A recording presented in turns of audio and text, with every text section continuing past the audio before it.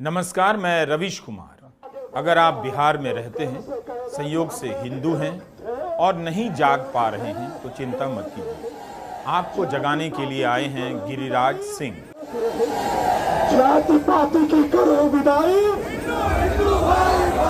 ना कोई दूरी ना कोई खाई, हिंदू हिंदू अपना श्री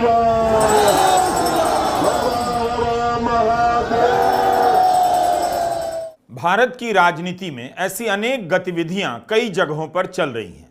100 साल से अधिक समय से ठीक इसी तरह से धर्म के नाम पर संगठित करने की राजनीति चली आ रही है।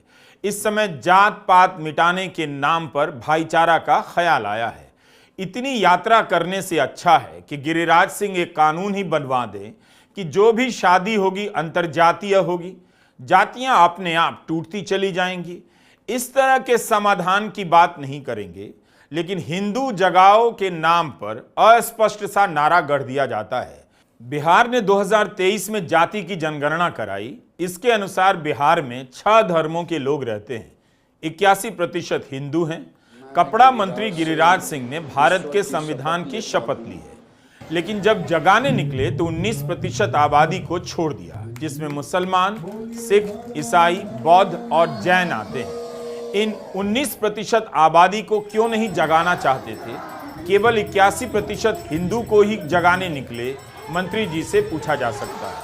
बिहार के 81% हिंदू अगर जाग जाएं और बाकी 19% लोग सोए रह जाएं तो क्या होगा, मंत्री जी ही बता सकते हैं। यही नहीं, नाम से लगा कि पूरे बिहार के हिंदुओं को जगाने निकले हैं, लेकिन निकले भागलपुर से और यात्रा समाप्त कर दी किशनगंज में। क्या इन्हीं 4 जिलों के हिंदुओं को जगाने निकले थे? बाकी बिहार के हिंदू जागे हुए हैं या उन्हें जगाने की जरूरत नहीं है?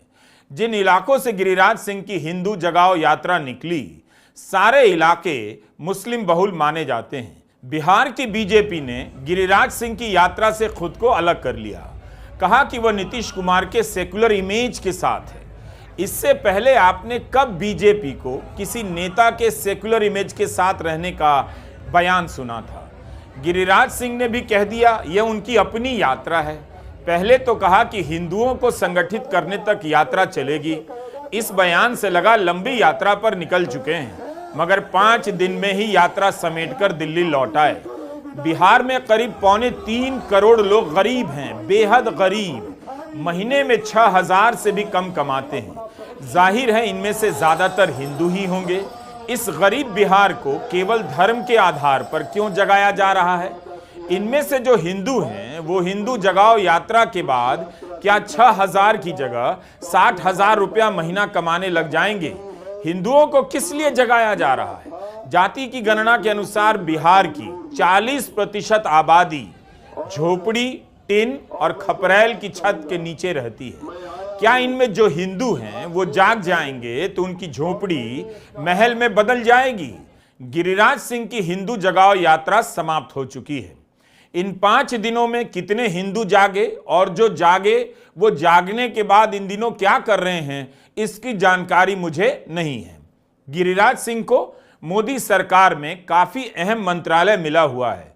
कपड़ा मंत्रालय, टेक्सटाइल सेक्टर भारत का दूसरा बड़ा सेक्टर है जहां सबसे अधिक लोगों को रोजगार मिला हुआ है।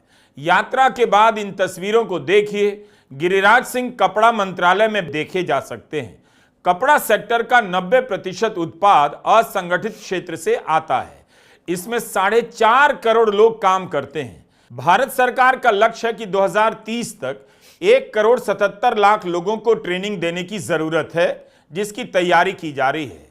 मगर आप जनवरी की इस खबर को देखिए। कपड़ा कमेटी की रिपोर्ट के अनुसार 2015 से 2020 के बीच इस सेक्टर में निर्यात घटा है, आमदनी नहीं बढ़ी और आयात में बढ़ोतरी देखी गई है। इस कारण 2,14,000 से अधिक लोगों का रोजगार प्रभावित हुआ। लोग कपड़ा छोड़कर दूसरे क्षेत्र में नौकरी ढूंढने लगे। यह आंकड़ा कोविड के आने से पहले का है। क्या आप ये जानते हैं कि भारत का कपड़ा निर्यात लगातार कम हो रहा है? वित्त वर्ष 2022 में कपड़ा निर्यात 41 अरब डॉलर का था, भारतीय रुपए में 3.5 लाख करोड़। अगले साल यह गिरकर 35.5 अरब डॉलर का रह गया। वित्त वर्ष 24 में और कम हो गया, $34 अरब पर आ गया। 3.5 लाख करोड़ से गिरकर 2.9 लाख करोड़ पर आ गया है। इस हालत में इस क्षेत्र में 1.25 करोड़ लोगों को और जोड़ना है, तो जाहिर है मंत्री जी के पास बहुत काम होना चाहिए। लेकिन इतने बड़े काम के साथ साथ मंत्री जी बिहार में हिंदू जगाने भी निकल गए थे। आतंकियों के मौत के बदले भारत के टुकड़े करने का वादा स्टूडेंट से कराया जाता। जिस मंत्री से पूछा जाना चाहिए कि कपड़ा सेक्टर में भारत पहले बांग्लादेश से पीछे गया और भी कई देश भारत से आगे निकल गए। 10 साल से करोड़ों रुपए के पैकेज के ऐलान की खबरें छपी, लेकिन कपड़ा सेक्टर में ऐसी कोई क्रांति नहीं आई और कपड़ा मंत्री हिंदुओं को जगाने निकल रहे हैं, वो भी 4 जिलों के हिंदुओं को। गनीमत है कि 5 दिन की यात्रा से लौट आए। अगर महीने 2 महीने की यात्रा पर निकल गए होते तो इस मंत्रालय का क्या होता। गिरिराज सिंह कह रहे हैं मंत्री पद छिन जाए लेकिन हिंदुत्व नहीं छोड़ूंगा। लेकिन इनका मंत्री पद कौन छीन रहा था पता नहीं। प्रधानमंत्री मोदी ने तो ऐसा कोई संकेत दिया नहीं। राहुल गांधी तो निकाल नहीं सकते थे। नीतीश कुमार की सरकार में मंत्री नहीं थे जो उन्हें निकाल देते, तो फिर यह मंत्री पद इनसे कौन छीन रहा था। कह रहे हैं हिंदुओं को एकजुट करने के लिए कोई भी कुर्बानी देने को तैयार हो, लेकिन इस कुर्बानी की जरूरत क्यों आ गई।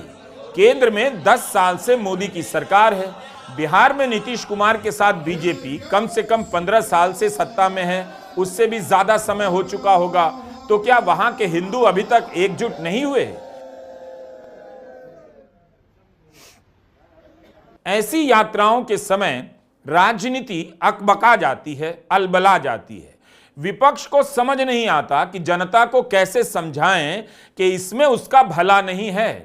धर्म की राजनीति होगी तो बाकी मुद्दों को जगह नहीं मिलेगी। तेजस्वी यादव ने इन सवालों से काउंटर तो किया, लेकिन ऐसी यात्राएं और घटनाएं अब हर दिन देश के किसी न किसी हिस्से में नजर आ रही हैं। मोदी सरकार के काबीना मंत्री गिरिराज सिंह की हिंदू जगाओ यात्रा में अखंड भारत का नक्शा दिखा। इस नक्शे का प्लान तो यही है, पाकिस्तान, उससे भी आगे अफगानिस्तान, पूरब की तरफ बगल में बांग्लादेश और उत्तर की तरफ पड़ोस में नेपाल, पूर्वोत्तर में भूटान, म्यांमार से लेकर तिब्बत को भी भारत में मिला लिया गया है।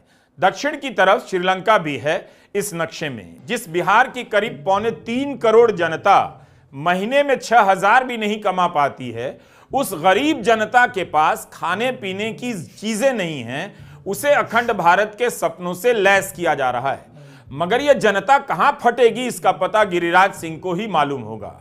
एक ऐसे समय में जब मोदी सरकार चीन के साथ सीमा समझौते को लेकर कामयाबी के गीत गा रही है, गिरिराज सिंह तिब्बत को अखंड भारत में मिलाने का नक्शा लेकर घूम रहे हैं। अभी तक तो उन्होंने शी जिनपिंग को ललकारा नहीं है, खैरियत है। प्रधानमंत्री नरेंद्र मोदी से भी मांग नहीं की कि वे शी जिनपिंग से तिब्बत मांग ले आएं, जो अखंड भारत में दिख रहा है। उम्मीद है हिंदू जगाओ यात्रा के दौरान बिहार का कोई जागरूक निवासी गिरिराज सिंह से पूछा ही होगा कि तिब्बत के लिए आपकी मोदी सरकार ने 10 साल में क्या किया। गिरिराज सिंह से सवाल है कि वे बिहार के हिंदुओं को जगाने निकले तो बिहार का नक्शा क्यों नहीं लेकर निकले, भारत का आधिकारिक नक्शा क्यों नहीं लेकर निकले, अखंड भारत का ही नक्शा क्यों। मैं पूछ नहीं सकता था, इसलिए बाद में यह सवाल उठा रहा हूं। आपको याद होगा नई संसद भवन में अखंड भारत के भित्ति चित्र को लेकर विवाद हो गया। इसमें अफगानिस्तान के कुछ हिस्से, पूरा पाकिस्तान, नेपाल, बांग्लादेश, श्रीलंका और म्यांमार को भारत में शामिल दिखाया गया। पाकिस्तान, नेपाल की तरफ से बयान आ गया तो भारत के विदेश मंत्री एस जयशंकर ने कहा प्राचीन भारत का यह नक्शा है।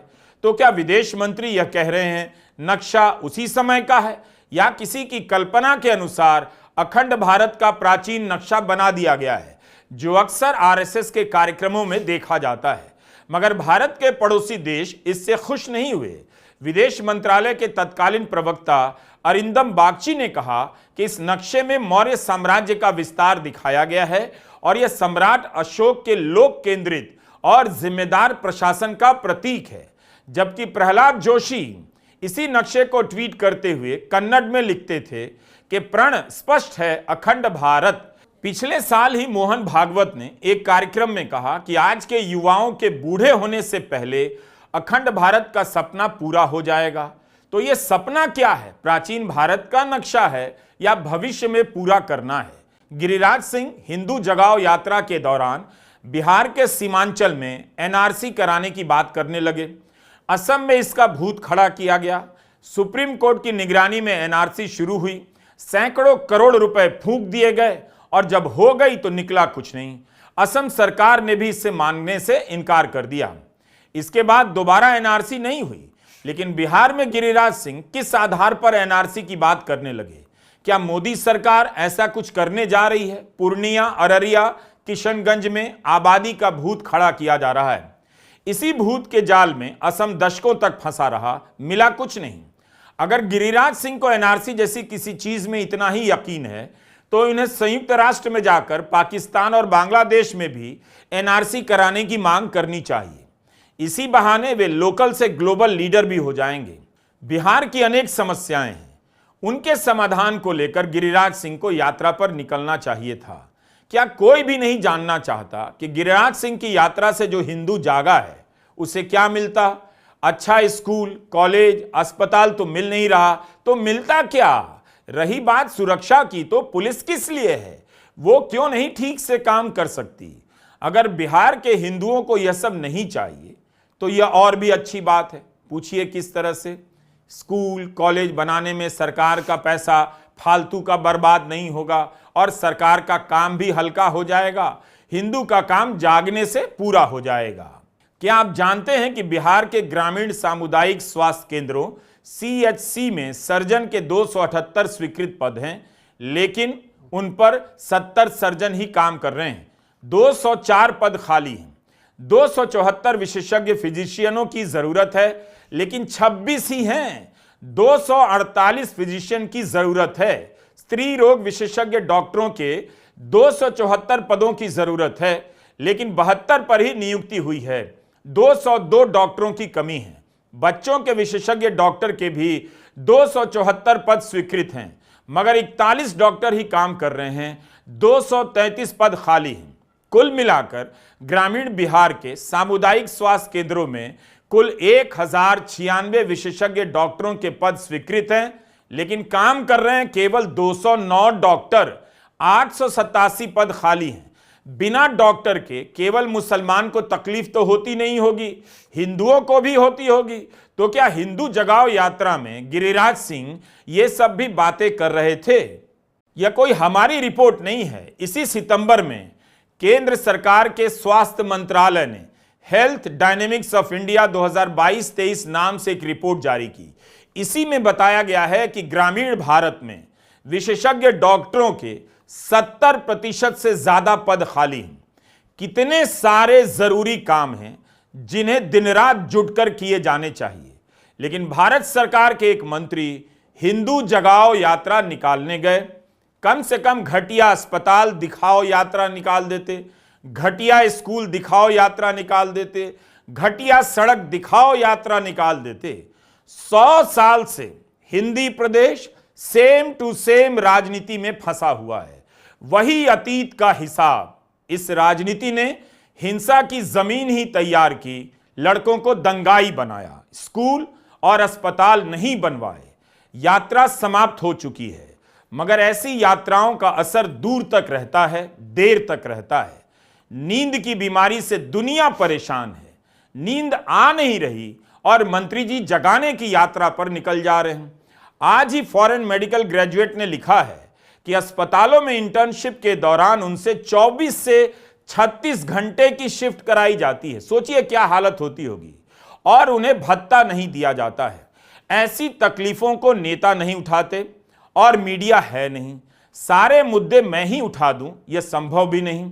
एक अखबार में दर्जनों संवाददाता होते हैं, एक चैनल में इतने ही।